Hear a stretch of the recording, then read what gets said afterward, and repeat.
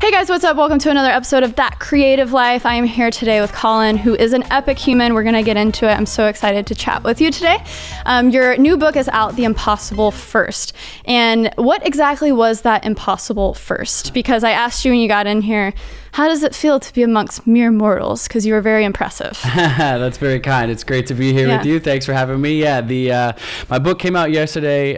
It's called The Impossible First. It's a memoir of my life. It particularly chronicles something I did last year, which is I became the very first person in history to cross Antarctica solo, so completely alone, unsupported and unassisted, which means no resupplies of gear, no help of kites or dogs, just me, kind of mano, carrying all my supplies, which ultimately was a 375-pound sled alone, 1,000 miles across Antarctica. No one had ever achieved that before. Several people have attempted. One person died attempting. It's been kind of a long-held sort of expedition, but people have said for many years that it's impossible, and so that's why we called it The Impossible First, and ultimately proved that possible. But the book itself really, although it is about that feat, it's much more than just kind of a edge-of-your-seat adventure thriller. It's really about the ups and downs in my life, many setbacks, overcoming obstacles. The subtitles From Fire to Ice. We can talk more about it, but I was severely burned in a fire, and I was told I would never walk again normally 12 years ago, and all the way through just developing my own sort of creativity, dreaming big, and actually the process of actually turning those dreams into reality. Really, my wife, she's also my business partner, co-creator, and so it kind of goes through our love story and all the sort of just challenges that we've had along the way to kind of create what we have in the world and hopefully have a ripple effect of positivity and impact. I love that. And how many days did it take you to cross? Yeah, so the solo crossing of Antarctica was ultimately 54 days. So I was out there 54 days. The average temperature in Antarctica that time of year is about minus 25, minus 30 degrees. Kind of hard to put in context how cold that feels, but it's so cold that I actually have a picture on my Instagram but of me throwing boiling water into the air, and it immediately turns into ice, like a puff of cloud of ice. So that you can imagine what that was like, being alone, pulling a 375-pound sled in those conditions, I'm wind from in Texas, your face. So that's about the complete opposite of what I'm used to. So it was a cold and lonely walk, to say the least. Wow. Okay, so I obviously would like to dive into that, but bring me back 12 years ago. You were in Thailand, right? Yeah. When you found yourself in a pickle. That's an understatement, but tell me how this burn happened. Walk me through it, because it's crazy. Just after graduating from college, I always dreamed about traveling around the world. I didn't have a lot of money or anything when I was a kid, but I kind of always had that dream. And so every summer since I was 16, I started painting houses, and every summer I'd put away $1,000 or whatever I could save up, so that when I got out of college that I could take a trip around the world. I still basically had not very much money saved up. It was enough to live in youth hostels. I was hitchhiking around, just sleeping on friends' couches or random people I would met. It was an amazing experience. It was actually at the beginning of that trip where I met my now wife, Jenna. So that was 12, almost 13 years ago in 2007. I took a one-way trip to Fiji, and I hitchhiked all around New Zealand for 2 months, and I surfed all over Australia, and then I ended up in Thailand on this tiny little beach. Being 22 years old at the time, I suppose I thought I was invincible, or I'm not sure. Like we all do, yeah. I decided that this activity that was going on the beach, which was fire dancing, and in this particular moment, people were jumping a flaming jump rope. I thought, well, why don't I give that a try? That looks like a good time. Thousands of people do that every single night in Thailand, and people don't get hurt. But for me, unfortunately, my life changed in an instant. The rope wrapped around my legs and lit my body completely on fire to my neck. Survival mode kicked in when I needed it most. I jumped in the ocean to extinguish the flames, which ultimately saved my life. But not before about 25% of my body was burned, particularly my legs and feet. It's a much longer story, but the kind of last little piece I'll share here is that, I was in the middle of nowhere in Thailand. I was on a beach in a small island, so I didn't have proper medical facilities. I had a moped ride down a dirt path to a one-room nursing station. While you're still just seething. Yes. There's no skin on the lower half of my body, basically. Oh. I had to undergo 8 surgeries while I was in Thailand, or in that Thai hospital. I was also in the Thai hospital for a couple of months. And the worst part about it was the doctor said to me, look, you'll probably never walk again normally. Wow. And so not just the physical trauma, but the emotional trauma. Because at that point, you're already athletic. You're used to being active. Yeah. So that was just tragic. Yeah. I think that diagnosis is going to be rough for anybody, but particularly, I had, been an athlete growing up. I was a swimmer in college. I kind of always identified as being a, active person. And so for someone to just be like, hey, you're not gonna be able to do that anymore. And, there that goes. You're, relatively young in the world at that point. It was really devastating. But the kind of silver lining of it all was this amazing moment from my mother. Shout out to mothers out there. But my mom came all the way over to Thailand and sat with me in the hospital. And I kind of know now that she was crying and pleading with the doctors in the hallways for any semblance of good news. And they were saying the same thing to her. But instead of her kind of leaning into that fear, she came into my hospital room and just filled me with positivity. She says, like, what do you want to do? Like, let's set a goal. Let's look towards the future. Like, let's take those first steps towards recovery. And immediately I was like, what are you talking about? Like, my life as I know it's over. I was just in this really depressed place.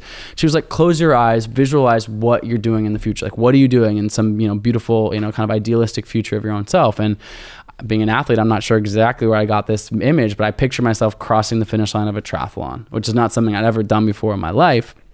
And she was like, great, like, that's your goal. Not looking down at my legs going like, yeah, I said set a goal, but like, right. I mean, you're not going to walk. Like, let's go. She was like, let's go. Like, let's start talking about it. And, it's a longer story. I won't get into all the details, but really over the next 18 months, it was a process of like actually learning how to walk again, taking that and, actually learning how to walk, and then to jog, and then to swim and then bike, and ultimately, racing a triathlon, and which, spawned into this life of professional athleticism we can get into. But really in that moment, in that darkest moment ever, and what I think that I really core believe is that what I learned through recovering from this is that not just myself, you said us mere mortals, like I think of myself as a pretty regular guy. I mean, but I think all of us humans, we have these reservoirs of untapped potential inside of us to achieve extraordinary things, particularly when we can shift our mindset towards the positive. And that doesn't mean not having bad things happen, not having setbacks.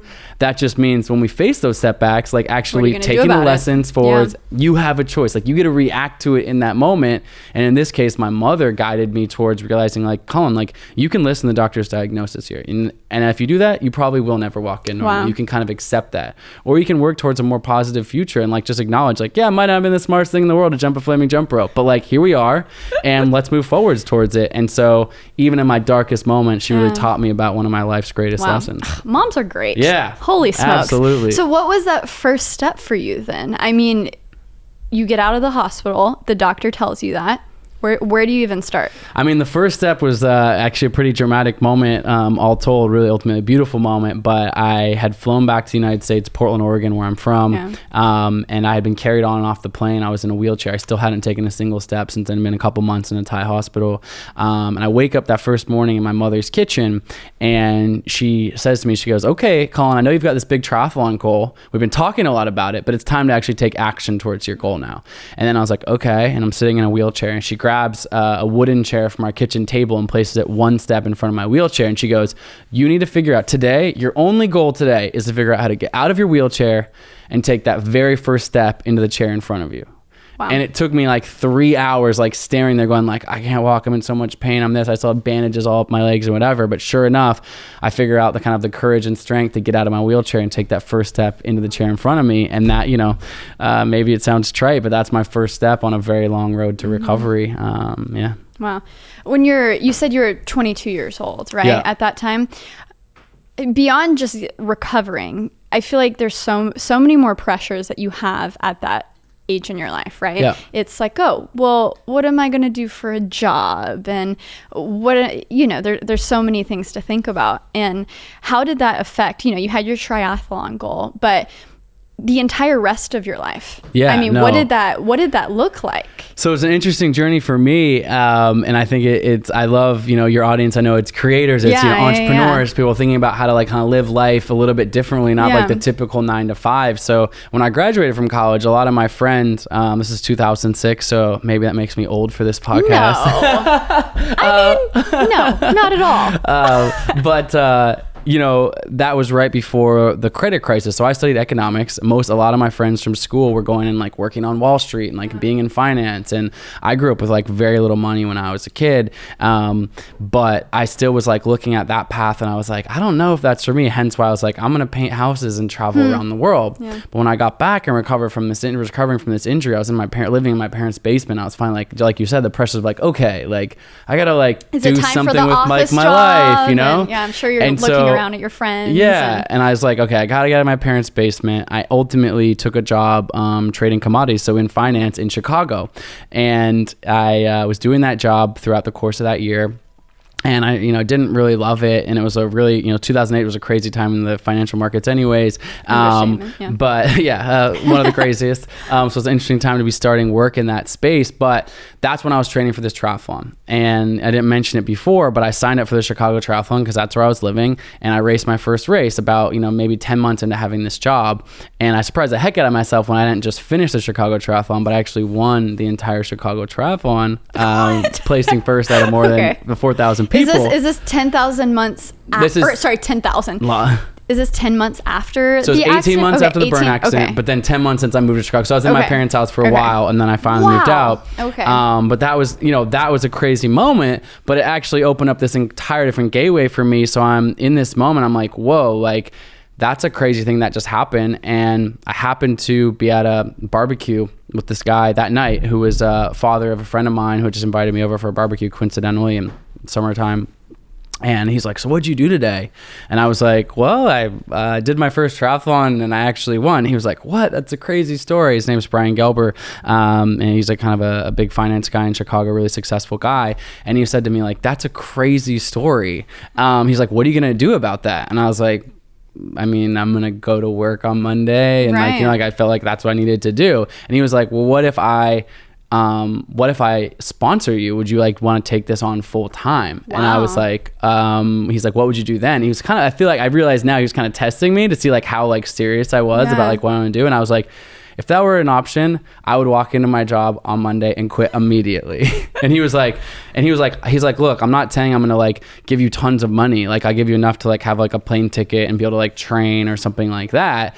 So he's like, let me be clear. Like this is not a lucrative path. This is not like what you're going to do if you stay working on Wall Street or this. It's not a secure future, but if you're passionate about it, and I'd always dreamed about making the Olympics one day or even being a professional athlete. And so it was an easy decision for me. I was just like, yes, like you're showing a pathway for me to actually like follow my dream. My dream wasn't this 9-to-5 job. And so I literally walked in on Monday, quit my job, moved to Australia a month later to begin training triathlon professionally, and ultimately raced triathlon professionally for 7 years all over the world. So, and again, it was interesting. Now I've turned what I do into a quite lucrative career for myself, with public speaking and writing books and these bigger expeditions and brand partnerships and all this stuff. But that's like 12 years in the future. At this moment, it was just following this path. And for 7 years when I was racing triathlon professionally, I raced in 25 countries, 6 different continents, full of life experience. And my wife Jenna was out there on the road with me the entire time, but like we didn't save a penny. Like we just had enough to kind of like survive and like have our basic expenses covered. But I felt the most important thing for me was to put deposits into, I guess, like my life experience bank account and not in like my actual bank account. Like that was more important to me. So as my friends continued on in these more traditional career paths, and they're like, I own a house now and I have this stability. And look, I'm not knocking that at all. I'm just saying for me, I never was like, oh God, I really missed out. I should have like kept that, quote unquote real job. Because Jenna and I, that's my wife, and I'll talk a lot about her because it's hard to entangle my story from hers, is just that we just had this sort of creative vision of our own lives and how do we invent this life. We want to travel, we want to create, we want to do interesting things, and what are the next adaptations of that? And so really, the other world records I have now and this Antarctica crossing and things are all just derivative of continuing to ask that question. Like if I'm not racing triathlon, then what do we want to do? Do we want to travel? What do we want to create? What impact do we want to have in the world? Rather than saying, kind of taking it the other way, which I think a lot of people do, is like, this is what the world expects of me now. I studied economics, my friends are doing finance job, I should be doing that. Right. Exactly. And that's super easy. Like it's super easy, to fall into that. Even when I was like 22, like finally, like, well, what should I do? I guess, I traveled and look how that turned out. Like I burnt myself and I come home like in this terrible state, and everyone said you should have just gotten a job out of college. Like it'd be very easy that moment to be like, oh, I took that one risk, it totally blew up in my face. Maybe I should just like go on the straight and narrow. But instead I was just like, no, my heart is called to other things. And you've lived life. I mean, I'm in the content game, so I get questions all the time of, I want to create content, but what about? And I think if you're asking that question, you got to live life. You got to find, maybe video making is your passion. That's how I got in. And I told other people's stories. And I think it's so powerful when you can show what you're doing. You, professional athlete, all these amazing expeditions.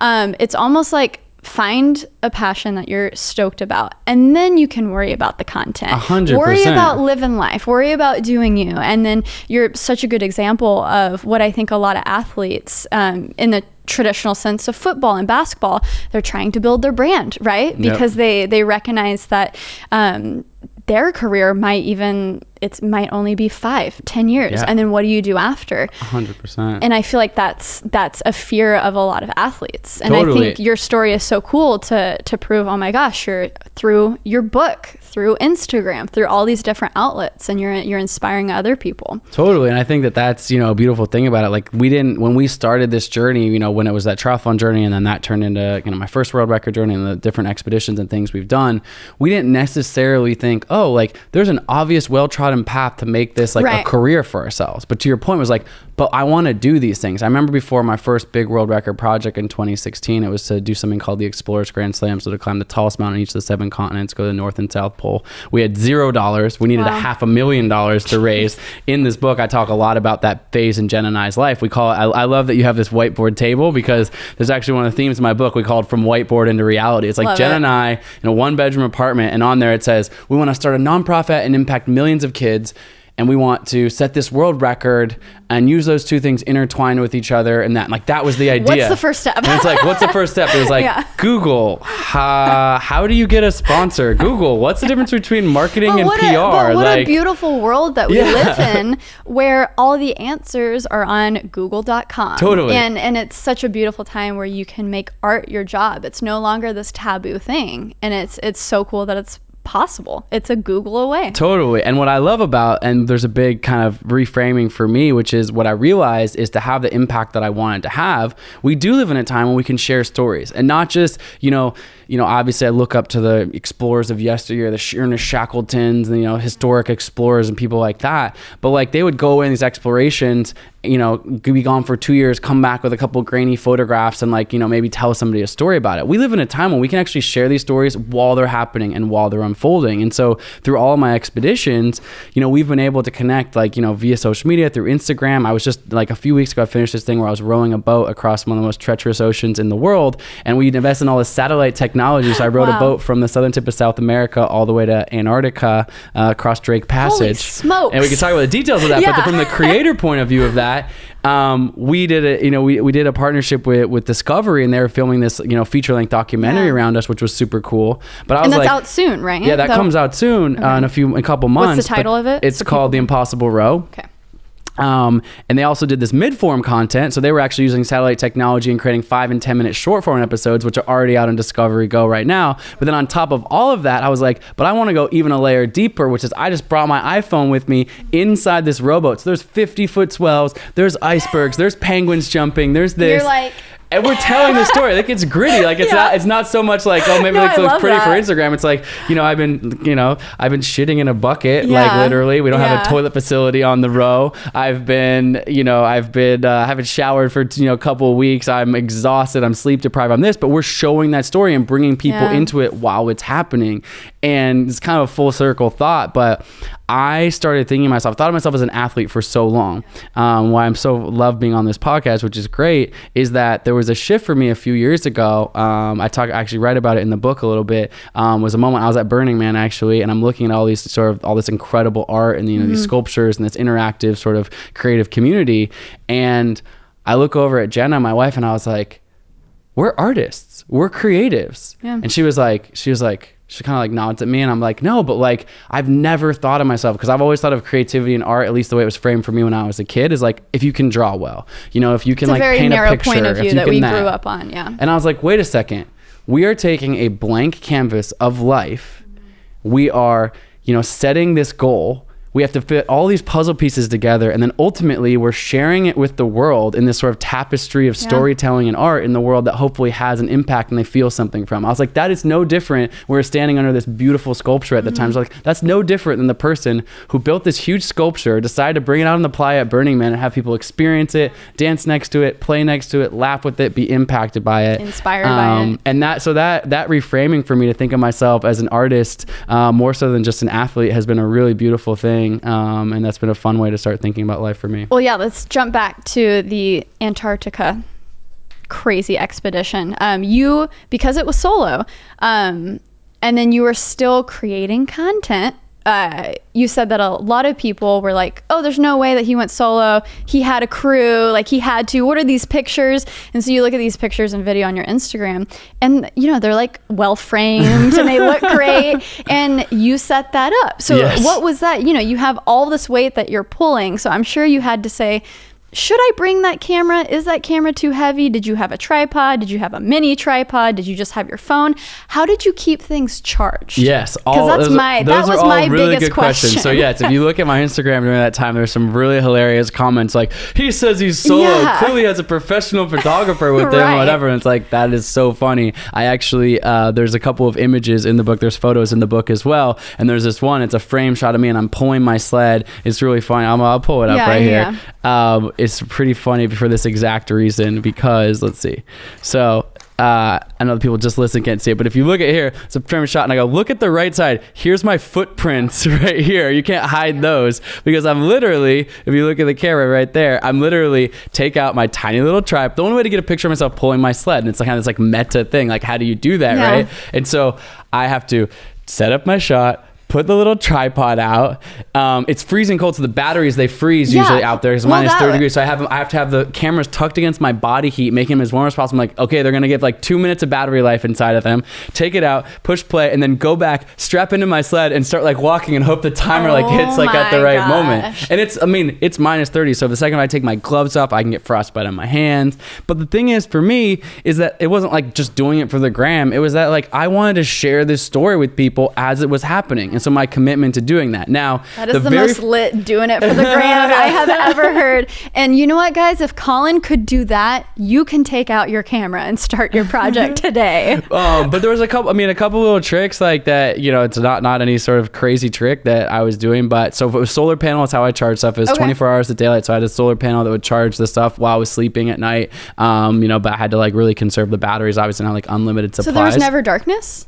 Not that time of year in Antarctica. It's 24 hours a day. The sun's actually directly overhead. So you're alone. It's white everywhere. There's nothing to see. And then the sun never changes. It's like being in this like empty white box by yourself, like day after day after day for 54 days. But the crazy part about the content creation, the photos, was it was so hard to get like one single image. I did have an iPhone. I had a GoPro. I had a small Sony RX100 like point and shoot camera. And that was pretty much it. I had a 360 camera. I didn't use it that much. But really what ended up doing was I figured out that like I was really trying to take these photos on timers, and I got some cool shots on that, but it was really hard. So I ultimately just started using my GoPro and a tiny like little like Gorilla Pod, like Joby small like little tripod, and then I would just grab a screen grab of a frame like from it, and like that was the best way I could get like that movement and that action. I mean, obviously if it wasn't minus 30 and I could set up some shots, I'd do it a little bit different, but weight was a big constraint too. Like Can I look at some of the pictures? Yeah, absolutely. Check them out. Oh my gosh.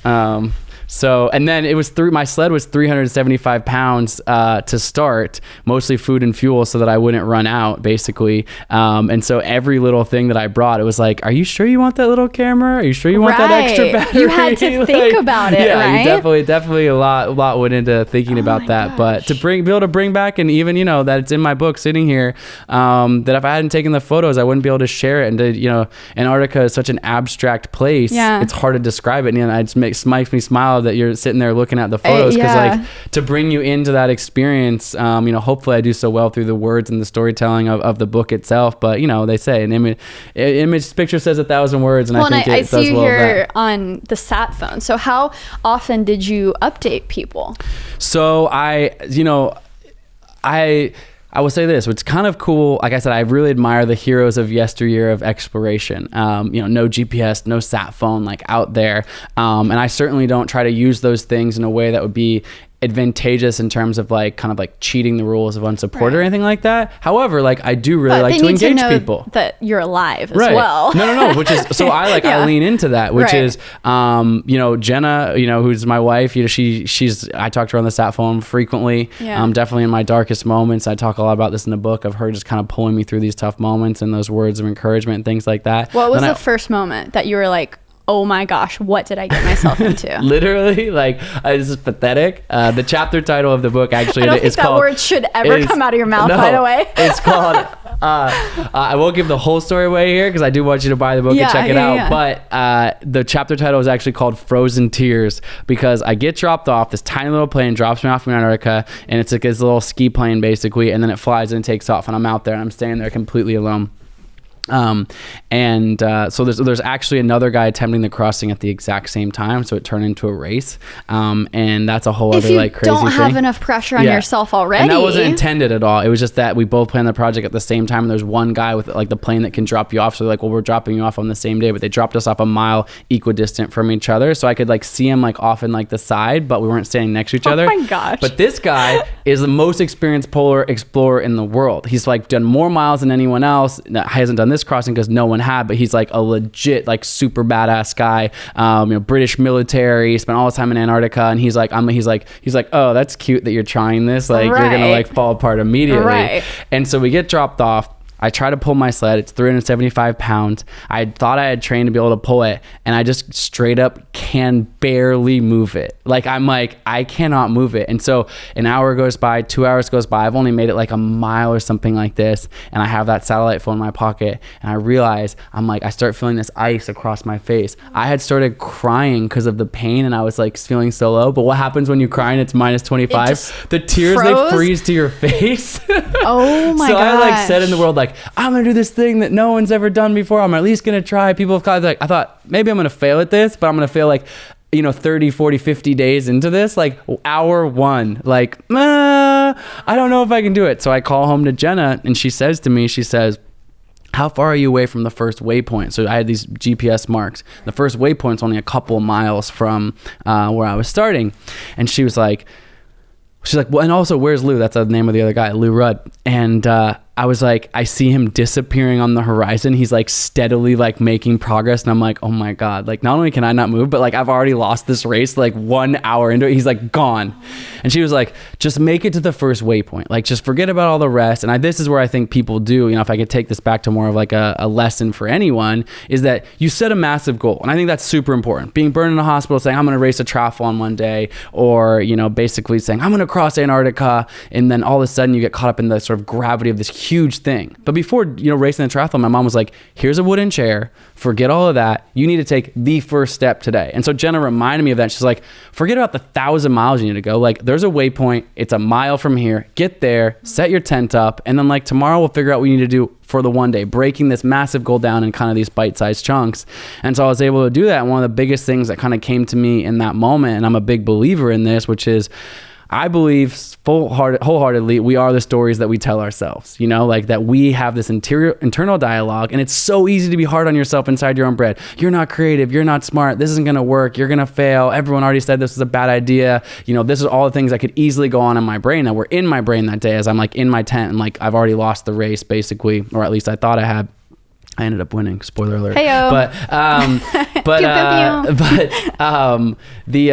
What ended up happening is I wake up that next morning. I'm a big fan of mantras, but I never said this to myself. But I was like, I need like some sort of pump up speech, and so I actually just yelled out into like the empty Antarctic like blank whiteness. I said, Colin, you are strong. You are capable. You are strong. I didn't believe a word I was saying in that moment, but I was just like, I gotta say this out loud, and it became my morning mantra. I love that. And finally kind of overrode some of like that weakness and that doubt inside my brain. But your question really was, how quickly was it until I almost fell apart? Literally hour one, day one, minute one, I'm crying, tears are freezing to my face, and it was brutal. So So I mean, physically, mentally, so many things go into this and so much preparation before. So what do you think set you apart from this guy Lou? Because ultimately you did win, and of course you can't get inside his head, but what really, what was different about you? What made you continue and win? Ultimately, I have all the respect in the world for Lou. We've remained a friendship. It was obviously tense and ended up being this intense race, and it got patriotic. It was like British versus the US. The New York Times was covering it, and it was this whole like patriotic thing. And look, I'm really proud that I was able to finish, but ultimately he finished a few days behind me, and what he did was extraordinary as well, because a long lineage of different people have attempted this and failed, and so for the two of us to be able to both complete it in the same year, me just a few days ahead of him. But what was the difference? A few different things. One of the things I think actually was huge was sort of looking, for me, it was actually kind of hacking the nutrition of it. But if I zoom out of that for a second, I can talk about the specifics of that, and I will. But really, it was saying, like, what have other people done before? What's the blueprint? What's the way it's quote unquote supposed to be done? And then actually being willing to be like, maybe that's not the way it is supposed to be done. Right. So in nutrition, in polar travel, in just kind of the history of polar travel, it's always been like, you need to eat high fat foods. You need to eat like meat and salami and cheese because you're burning so many calories. Like high fat foods are going to like kind of like keep you going. And I actually found this company ended up being a sponsor of mine called Standard Process. They're a whole food supplement company. They had this lab and they started like, let's do all this blood testing on you. Like, let's figure out your body and whatever. And my dad's actually an organic farmer. My family's been in the health food industry. So I've been curious about this for a long time. And they're like, we think we can do a lot better than that because over 50 days, like the inflammation response with so many things are going to be pretty negative. So they're like, let's figure this out. And they found like a fully organic plant-based solution that was coconut oil and nuts and seeds, entirely plant-based. And people are like, you're going to go out there and like be like basically plant-based while you're in the middle of Antarctica? Like, that's crazy. That's not the way it's done. But all this data came back and was like, actually, that's what my body's responding the best to. So the point of this, I mean, obviously, now we're going to go deep on like the science of the nutrition of that. But the point is to say like, people, and even Lou said to me when I told him that when we first met right before this, I said, I have these special foods like called the Colin bars. They create these like bars for me like that I was eating. They're built for my body. And he was like, I think I know what to do. Like, I've been in Antarctica for 3,000 miles or whatever, his various big expeditions. Like, I know what the food is like. And then he actually recently said to me, like I said, we maintain a friendship, and he was like, man, what you did with that like was actually a really cool innovation. So even things that have been like, people have tried things like over and over and over again, there's always like another new creative solution. I'm sure in the world of creativity and YouTube and all this, it's like easy to go online or on Instagram and be like, oh, people's accounts that are blowing up are doing these 5 things. Yeah. Like they're talking about this specific thing and like that's the key to it. But actually, like, someone was the first to do that, and someone is going to iterate and actually create their own voice, their own avenue, their own take like on this. And so in my world and endurance sports, it was like obviously looking at what had been done before and taking a lot of lessons learned from that, but also going like, what is like a 1 or 2 little incremental changes that might be the difference. And that was one of the keys between Lou and I, for sure. That's amazing. And I think it's an Einstein quote or something. I might butcher this, but it's crazy to expect a different outcome by doing the same things, right? And so I think that is so important to no matter what you're doing in life. That's one of my favorite quotes. I would butcher it too, but is there a more proper way to say it? It's something exactly like that. Like, to expect a different result by doing the same thing would be crazy. I know the quote. There we go. He said it better than us. Yes, he said it better than the two of us. I've got you. I hear you. And so you mentioned Jenna a lot. You guys are about to do a journey together. Yes. Right. So what is that going to be? Yeah. So the Impossible First was a solo Antarctica crossing. That's what the book is about. That was a year ago that I completed that, and the book came out today. So obviously that did not include the Impossible Row, which I just finished a couple weeks ago. And what's been kind of fun for both of us, and something I spend a lot of time speaking about to young people with my nonprofit. I do a lot of public speaking, corporate environments, things like that, which is, and I say this genuinely, the reason that I do and the reason that I share sort of my artwork with the world is not so someone who can look at me and say, oh my God, man, I read your book and like you've done this incredible thing, like you're such a badass, that's so cool. Like, to me, I'm kind of like, if that's the feeling, like you are. I appreciate like, and look, like that feels good. It's a pat on the back. It's an ego stroke, but like what makes me 10 times, 100 times happier is when someone's like, I read The Impossible First and I set that book down, and like now I'm ready to begin my Impossible First. I've been talking about starting a YouTube channel forever, and like, but I'm afraid to do so because X, Y, and Z. But you know what? Like, I'm gonna start it. I'm gonna put up my first video, or I'm gonna whatever that is. Like, I want to start a business. I want to dip my toe in entrepreneurship. Like, I want to run my first 5K. Like, I don't care what it is, but people to actually like take action based on that in their own lives. To me, that is the greatest compliment of all. And so it's been amazing. You asked about Jenna. We've done all of these things together. We've built them. We've created them. She's been in. To say she's just kind of in the support role to be able to completely diminish what she's doing. She's like, I feel like even though I physically walked across Antarctica, she walked every step with me, from the planning, the preparation, the emotional support, the details, the stress. I mean, she's like living and breathing it, the media, the PR, nonprofit, all the things. But about a year ago, she said to me, she goes, I'm ready for my next big thing. And I'm like, great. She's like, I want you to help me in my goal. I'm like, what is it? She goes, I want to climb Mount Everest. And wow. it's amazing. And I mean, she's an incredible person, but she's not someone who's self-identified through her life as an athlete. You know, she's a only child, raised by a single mother, you know, didn't have a lot of sort of like athletic influences. You know, she danced some ballet when she was a kid and stuff like that. But like, you know, we met when she was 20 years old. So, you know, 13 years ago. And I've never once really had her been like, just Jenna, describe yourself. She wouldn't have said like mountaineer, outdoorsman, athlete, you know, endurance athlete, any of that. But she's, you know, over the past few years, she's like done some things. Obviously, we've climbed some mountains together. We got engaged on a mountaintop in Ecuador. So she is a very adventurous person. But she's like, you know what? I want to climb Everest. Like, I think I can do it. Like, do you think I can do it? And I was like, heck yeah, I think you can do it. Let's train you up. Like, let's train the body. Let's train the mind. And so April of this year, 3 months from now, we are going to be setting off. When did that start, the training? She started really, I mean, she'd kind of been like talking about it and really the training a year ago. Yeah, about a year ago now. So yeah, she's about a year or so into the training. And how many years ago was it when the first person climbed Mount Everest? So first person climbed Mount Everest, Sara and Hillary, in 1958, I believe. I might have that off by 1 year. Okay. So you can correct me in the comments. But yeah, what is the thing where once someone does it, you know, it unlocks the, oh, maybe I can do it as well. And it's when, you know, the first person ran a 4-minute mile. Yes. Then, all of a sudden, so many people came after them. Totally. I mean, is there like a scientific word for that? What is that? I don't know what the scientific word is, but I was going to say the same thing about the 4-minute miles. Like people are like, that's impossible. That'll never be done. And then the year Sir Roger Bannister was the guy who broke the 4-minute mile first. I think there was like 5 guys in the next year. And then within the next 5 years, there was like, you know, 20 or 150 or so many people who broke the 4-minute mile. I was like, wait, that is possible. Like we can do that. And I think athletics is a great example because it's so objective with times and stuff like that. But that's just true in so many different modalities and so many different disciplines. People are like, you know, that's crazy, that's impossible. And then someone shows it is, and all of a sudden like the floodgates open on the possibilities and the derivatives of creativity from there. Yeah, that's wild. Well, I'm so excited for you, Jenna. Get it. Yes. That is going to be so exciting. And so how do you guys plan on sharing that? Because because I'm so content focused, I know these questions might be a little boring. Love it. No, we think about this constantly. What is your plan when you have a new adventure? How do you think about the content around it? How do you think about, you said, there's differences between marketing and PR and your own, there's so many things to think about.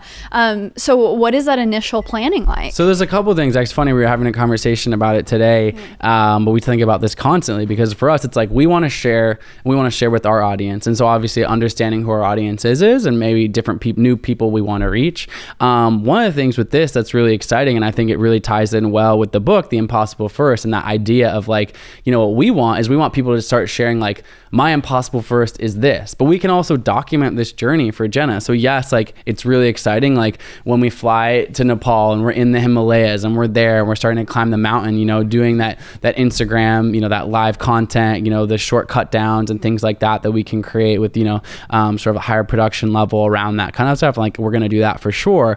But I think one of the essences of storytelling, what makes for really great storytelling is understanding the background, understanding the stakes, understanding what went in there. And so we will do that throughout the next few months. You start watching my Instagram right now, you'll start to see the beginnings of, here's Jenna's training. Here's us working together. Here's us, we have a house in Jackson Hole, Wyoming, where we spend about half of our time.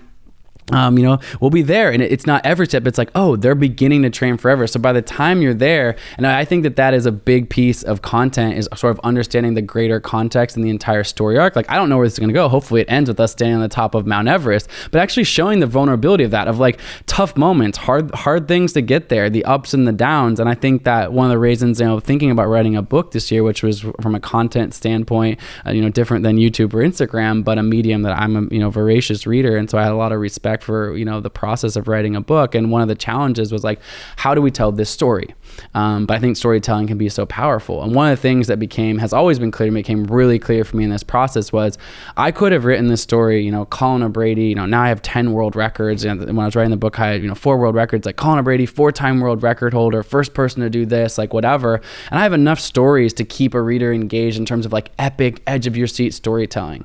But what I realized is like that story is so much more interesting if I can be honest about the process of how I got there, of the fact that like Jenna and I had like no idea what we were doing, no money, no funding, no training. I was completely afraid of this guy, Lou. He was super intimidating to me and all this. And so when we think about any one of our expeditions, whether that's the row, which we just completed, or, anything, Everest, what are we gonna do with that? It's actually showing the process of building towards it, right? Not just like the shiny silver medal at the end. For me, I always, I'm using another athletic metaphor, but anyone who's watched the Olympics, I love the Olympics, but it's not like I know about like random Olympic sports like curling or fencing or like whatever. And if I just randomly turn it on, I'm kind of like, I get that they're going for a gold medal, but like I don't know the rules of this, whatever. But like NBC cuts together this like 5-minute clip, and you're back home with like this guy in this small island, and he's like training in this like gym, and he's like, I was like, you're like so cheering for him. Then you're like, yes, and like his mom and his this and all the pieces of his life. And so, well, the storytelling content, obviously people create content around different verticals, but for us, sort of in this vein of sort of storytelling and the adventures, I think understanding the stakes and the real human essence of people behind that is so crucial to all of that. Oh, totally. Yeah. The picture of a line at the top of Everest went super viral recently on Twitter. Yep. And I don't know if that was, because I don't know a lot about it, I don't know if that was an isolated incident or if there are just a ton of people now climbing Everest. Is that something constantly happening? People, because they're saying how dangerous now the tip of Everest is because everyone wants to get to that. Not everyone. It still takes obviously so much training and so much preparation, but I found that so interesting, that now there is a line. Yes. Was that an isolated incident? Yes. Okay, so that's not like every day at the top of Mount Everest. There's a couple hundreds of people. No. So there's a couple things to understand, and it was a crazy thing that happened last year, and there's certainly because people died, right? Yeah. So basically, Everest can really only be summited in about the 3rd week of May. That's like the only time in the entire year that it's summited. There's kind of one window where like the winds kind of leave the summit, and so everyone's kind of angling for that time. But usually during that period of time, like middle to latter part of May, there's usually about maybe 7 or 8 or maybe sometimes 10 good summit windows. And last year, because of these bad storms and things that happened, there ended up being only 1 or 2 days that were really viable and good. So there's all these teams of people waiting for this one window. The bigger window didn't open up, and everyone went on the same day. And after you get towards the top, it's super narrow. There's only like one person with. It's a crazy picture. Yeah, it's a crazy picture. Look, that's a nightmare scenario on Everest. I definitely don't have the answers to all the problems on Everest in terms of overcrowding and stuff like that. I understand why people want to climb that mountain. I do think that there's some people up there that probably shouldn't be up there in terms of people haven't planned or prepared properly to be up there, and that has created some problems. And it was also just kind of this weird perfect storm. It was like, I don't know, like it was like rush hour, like everyone I wanted to go on this one same day, and it just kind of got crazy. That it shouldn't happen like that year in and year out. And actually, for Jenna and I, not only because of this, but just because of the way we've planned our expedition, is that was in Nepal. When I climbed Everest before, I climbed from the Nepal side. That's the more commonly climbed side. That's where that photo was taken. But actually, not a lot of people know this, but you can climb Everest from the north side, from the Tibet side. So the summit of Everest is actually the border between Nepal and China, in the Tibetan part of China. And so we're actually going to climb from the north side of Everest, which historically has had fewer people on it, and hopefully we don't end up in that situation. So it'll be fun for me because it's a new route. Hopefully I'm successful and I make it up there. But really my goal is to get Jenna up the top of there. But if we do, it'll be I'll have climbed from both the south side in Nepal and the north side in Tibet. That's very cool. Well, wrapping things up, let's go shortly back to the Antarctica journey because oh my gosh. Crazy. You talk a lot about how you got into a flow state at the end where the last few days, like how often would you go days at a time? How many hours? So every day I was pulling my sled for 12 hours a day. I didn't take a single day off. So 54 hours a day of 12 hours of pulling this, 300 pound sled. Yeah. And so when it came to the end, you basically powered through. Yeah. Right? Yeah. So, really, the reason is kind of crazy, but I actually deleted like almost all my music, pretty much all my podcasts, all the content, everything off my phone, to kind of force myself to be alone in the silence and solitude. I figured if I'm going to Antarctica and I'm going to take this deep internal journey, like I should embrace it for everything it's worth, because I've been really curious about like where the brain and where the mind goes through a deep sort of meditation practice, and kind of what would that be like. Now that was super challenging at times as well, because all my own personal demons are also still inside of there, and there's nothing to like kind of distract me. But as my body got super weak towards the end, I mean, I was, had super starving, running out of food, ribs sticking out, hips sticking out. It was like, brutal.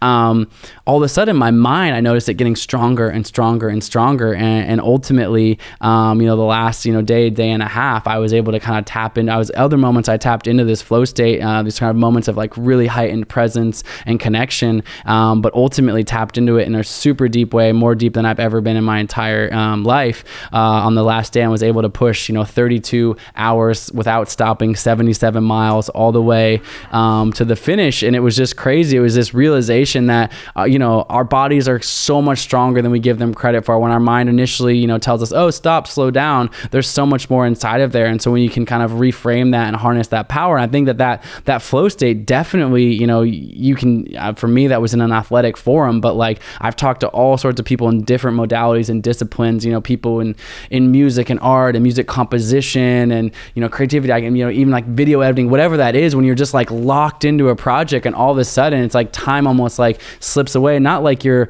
some people are like, oh, is that like time travel? Like you skip forward? And it was like the opposite of that. It's like I can feel and smell every single second, taste all the sensations, but you're just hyper present and hyper aware. And I was able to go like, like I said, 32 hours, 77 miles straight at the end.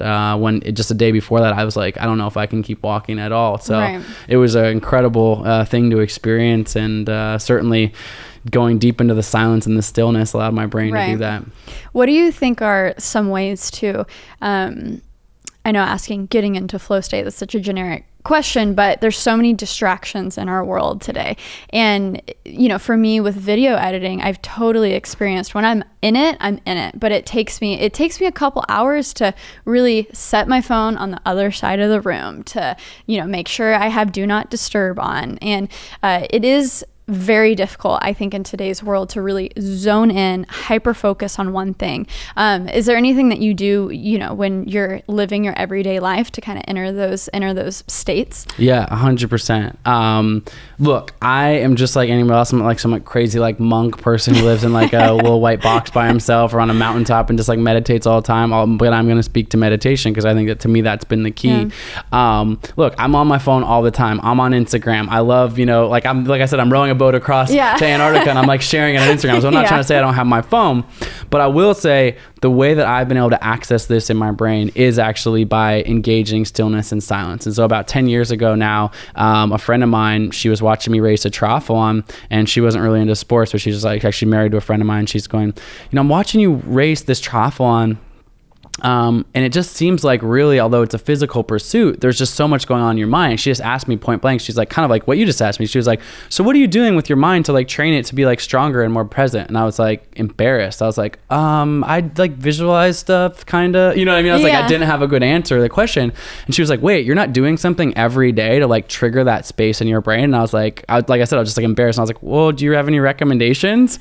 And she was like, yeah, I do have a recommendation. And so she recommended that I go to this meditation retreat. And I was like, tell me more about it. She goes, it's a 10-day meditation retreat called Vipassana meditation, Vipassana, Vipassana. And I was like, well, what is it about? She goes, it's completely free to go. There's 250 centers around the world. All you need is 10 days of time. She goes, but it's in complete silence. No reading, no writing, no eye contact, and complete solitude. She was like, so if you're up for it, like I would recommend you doing that. And I'm kind of like that's quite a commitment. I'm kind of like a dive head first in the deep end person. You didn't notice that? So I was like, I've never meditated a minute in my life ever. And I was like, you know what? Sign me up for that. Like, let's go. And was it challenging? Absolutely. Was it super, super hard? Whatever. But it was the most one of the most important things I ever learned of just about self-awareness and the observation of my own brain. I tell people all the time, I was like, 10 days seems like a long time, but that is the best return on investment that I could really recommend for anybody. I don't get anything out of recommending this. Like I said, it's completely free or whatever. There's no affiliate link to this. There's no marketing. There's nothing. But the website, I'm just gonna throw it out there. DHAMMA.org, Dhamma.org. There's the centers all around the world. It's not religious. It's nothing like that. It's literally just an awareness practice of your brain. And what that has taught me is it didn't teach me like, don't ever go on your phone again, don't ever this, but it's taught me like it actually has unlocked creativity, unlocked self-awareness, unlocked empathy that has been profoundly impactful in my own creativity, in my own work, my own athleticism, my own interpersonal relationships, and that. But kind of in conclusion, sort of a long thought, which is what it did more than anything is, yes, a deep immersion in that was a great way for me to be fully learning something new with my brain. But what it taught me, and I said this at the top of the podcast, is that the most important muscle is 6 inches between our ears.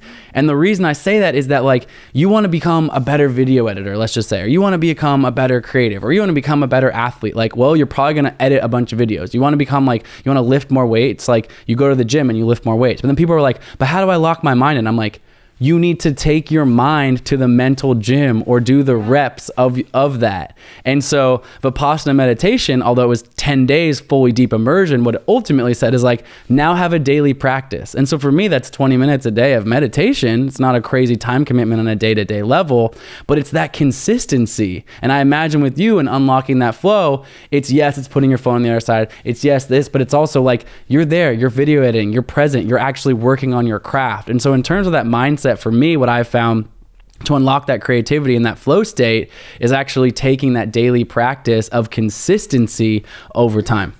That's amazing. I've learned recently for me that multitasking, even though I do it a lot, really hurts me in a lot of aspects of my life. And so I've been just rearranging a ton of stuff in the office. That's what's kind of a mess. But I'll find myself, I love podcasts, right? I do podcasts. I love to listen to it, but I will find myself moving so slowly with, tinkering with things or organizing or cleaning, because truly it kind of hurts my brain to listen to a podcast. Okay, how do I need to apply this in my life? And also, oh my gosh, where does this piece of gear go?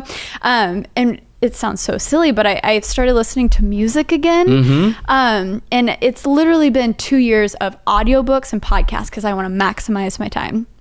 But then I just put on some music and I started to move so much faster because it was kind of more of just like a background. Mm-hmm. And I had this weird realization like, oh, wait, maybe I'm not meant to multitask in every aspect of my life because it kind of slowed me down. And once I can just like hone in on one thing, take it one step at a time, it's a little less overwhelming.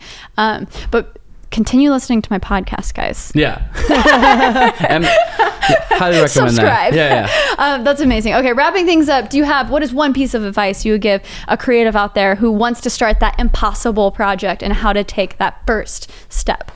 I would just say, wherever you are in your life, whatever you're dreaming about, like, set a massive goal, whatever that is. Like I feel like, I ask sometimes people, I say, what's your Everest when I bring it back to mountain or something like that. But what's that massive, audacious goal? Like put that out there, write it down, put it on the whiteboard. But then before you allow yourself to go, but I can't, I won't, I'm not there, that's never going to work, whatever, literally ask yourself this question. What's the one thing I can do today to take a step towards that? There might be 10,000 steps. There might be 1,000,000 steps between there and that end goal, but like do that one little step, It's like, it's an easy example. You're just like, I want to be a doctor. Not my personal goal, but mad respect for anyone who wants to be a doctor. I want to be a doctor.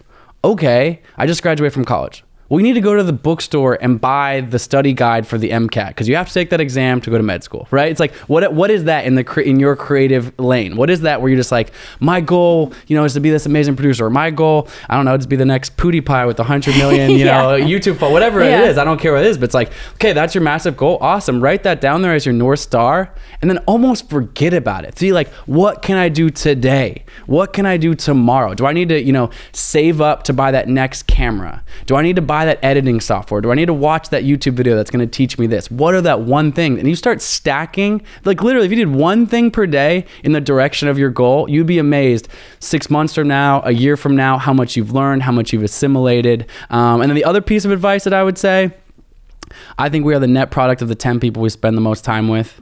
So find those people that believe in your vision, co-collaborators, people that inspire you, and surround yourself with as many of those people as you possibly can, because my most creative moments of things where I've had my most breakthroughs for sure have been when I've been, in rooms of people that are just thinking about interesting things, and maybe not in the same discipline as me or whatever, but people that are just, inspired to create, to build, to think differently. Definitely put yourself around those people, because they will help you grow, and you're going to give them a lot of value as well. That's powerful. Ooh, that's good. And I'm a big believer in visualization and like putting it out into the world, because when I was starting to get serious about my YouTube channel, I marched downstairs to my parents at the dinner table and I was like, by next summer, I will have 10,000 subscribers. Watch me. Yeah. And I declared it, and it's almost like, they're not going to harass me about it, but it adds accountability. Accountability is huge. To those important people in your life. And the next summer I had 100,000 subscribers. Boom. So I think that's so important. So good. Colin, thank you so much for being on. Yes. The link to your book and your Instagram. And do you have a Twitter? What's your Twitter? Twitter, same as Instagram, at Colin O'Brady. Yep. Beautiful. Everything will be linked in the description below, guys. Go check it out. Thank you so much for being on. My pleasure. And I'm so excited to see all of your next explorations. It's just, you are so inspiring. So thank you. And guys, make sure to subscribe to That Creative Life. New episodes every single Monday on Apple Podcasts, Google Podcasts, wherever you listen to, Spotify. And we will see you next Monday. Okay, bye.